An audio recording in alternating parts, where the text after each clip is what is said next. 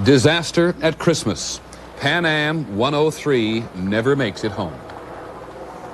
From ABC, this is World News Tonight with Peter Jennings. Good evening. The simple facts are these. Pan Am's Flight 103 had been in the air for an hour. The 747 was en route from London to New York and then Detroit. According to Pan American, there were more than 240 passengers on board and a crew of 15. It was after dark. For reasons we do not yet understand, the plane with 50,000 gallons of fuel on board plunged into a small Scottish market town. Pan American is not aware that any of the passengers or crew has survived. Our first report is from ABC's Barry Dunsmore. The first pictures from the scene show strings of houses on fire. Eyewitnesses say the plane hit a gas station and several houses. Others talked of a rumbling and then a terrible explosion. Dozens of houses are burning, and the fire brigade are being hampered in their attempts to put out the fires by the risk of a further explosion from the petrol station, which the Pan Am Jumbo hit as it crashed into the town. Rescue services have taken a dozen people to an area hospital. They are believed to be local people suffering from burns. There is no word, but little hope for the passengers. There's very little hope, I would have thought, for anybody who was in that plane. When it did come to earth, as people have described locally, with an enormous flash of flame, it hit very hard. Pan Am Flight 103 originated in Frankfurt, West Germany.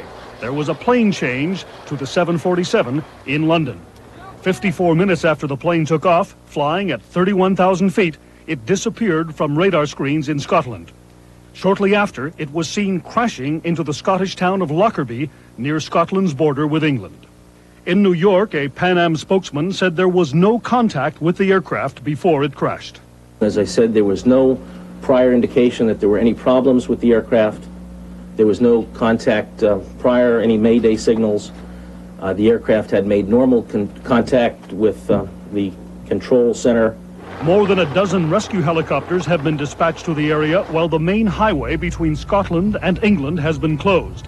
The town center of Lockerbie is littered with debris. And it's also understood that the cockpit of the plane hit another town about 6 miles away.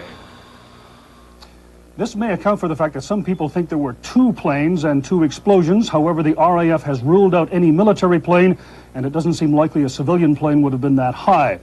An official of Jane's All the World's Aircraft has told us tonight that given the spread of the debris, it certainly seems as though there was an implosion, which would have been caused by a structural failure, or an explosion caused perhaps by a bomb.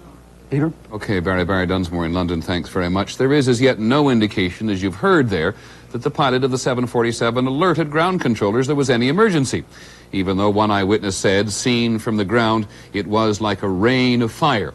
In the cold world of the radar screen, Flight 103 was suddenly just no longer a blip. If the particular suddenness with which this happened is a clue, the experts have not said so yet. ABC's Jim Slade has a report.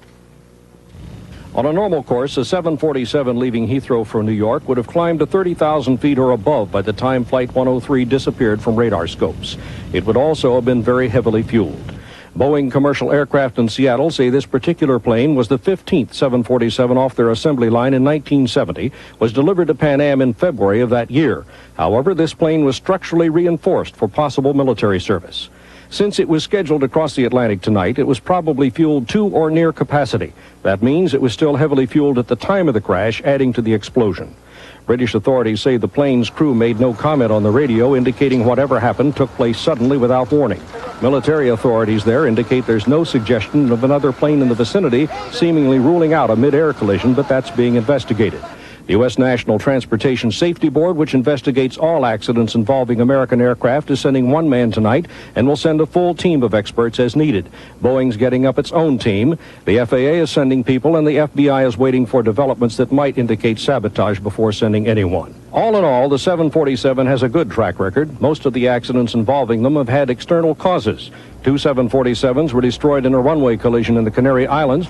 A Japan Airlines 747 crashed when a cracked bulkhead gave way from damage on takeoff. Tonight, the puzzle is what happened at 31,000 feet over Scotland. Peter? Jim, it's my own experience that there's enormous speculation at the time of air crashes, and reporters almost invariably turn out to be wrong. You're absolutely correct. There is no way at this point to guess what happened aboard that aircraft, And every time you try to decide from the looks of the thing what happened, you find out in the conclusion of the investigation you were wrong. Okay, Jim Slade in Washington, thanks very much. Just to reaffirm that Pan Am said just a short while ago that as far as it's aware, there were no survivors on board the aircraft. We have been told from a variety of sources that among the people on board were a number of Syracuse University students who were returning from London, where Syracuse University has an overseas program, that the United Nations Commissioner for Namibia, formerly Southwest Africa, Bernd Carlson, was also reportedly on the plane. And there have been a number of unconfirmed reports, and I emphasize unconfirmed here, that also on board were a number of U.S. servicemen who were coming back from overseas for Christmas. In a moment, the day's other news. The securities firm Drexel Burnham Lambert, a $650 million fine. And later in the broadcast, an experimental new way to fight cancer. On the American agenda, how to teach children about science. This is World News Tonight with Peter Jennings. Brought to you by Tot Champagne.